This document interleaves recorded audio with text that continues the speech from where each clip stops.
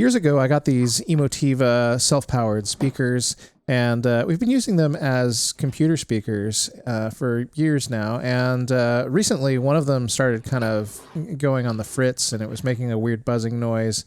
And then about a month or two later, the other one stopped working as well. So it's time to take these things apart and see if we can figure out what's going on with them. So here you can see where this capacitor has leaked onto the PCB.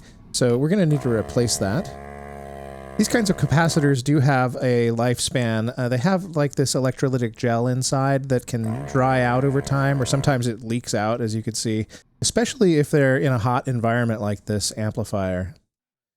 Now, I know that a number of these capacitors are bad because they showed physical signs of either leakage or puffing. Sometimes, though, you can't tell that they're bad without putting them on a meter. So we're going to do that here. There's a couple different things you can check. One is the equivalent series resistance, or ESR. And for this 470 microfarad capacitor, we really ought to be under 0.18. There's a little chart on there that we can look at, and we're getting 0.22 with this. So that is higher resistance than it ought to be. And yeah, we should replace that. Another way you can test a capacitor is to put it on a capacitance meter. Some multimeters have this.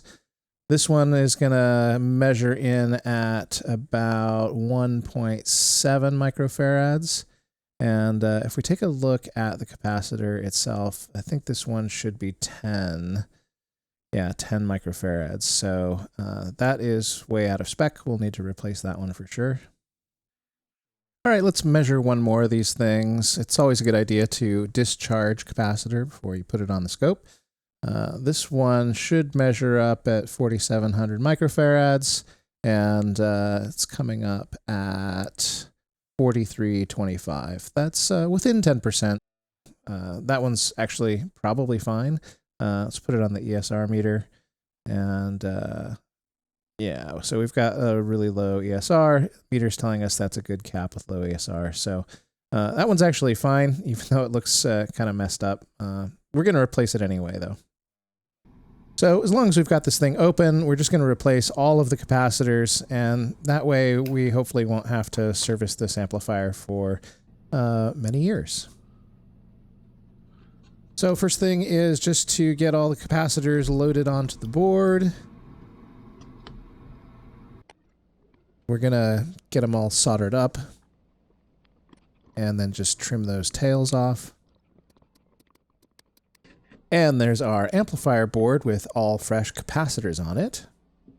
We're also going to put fresh thermal paste onto this heatsink and then attach it to this larger heatsink.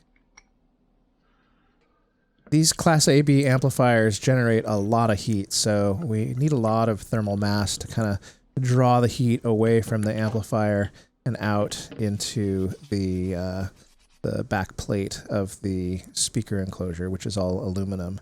So we're just going to make sure that all of the metal pieces that connect to each other have this thermal paste on them, and that'll get us a nice, good connection between them all and get that heat out of the amplifier. Get all these connectors put back together. And then because we have a lot of vibrations in here, we're just going to put a little silicone onto these connections so they don't work themselves loose. And then last but not least, let's button them up and see if they work.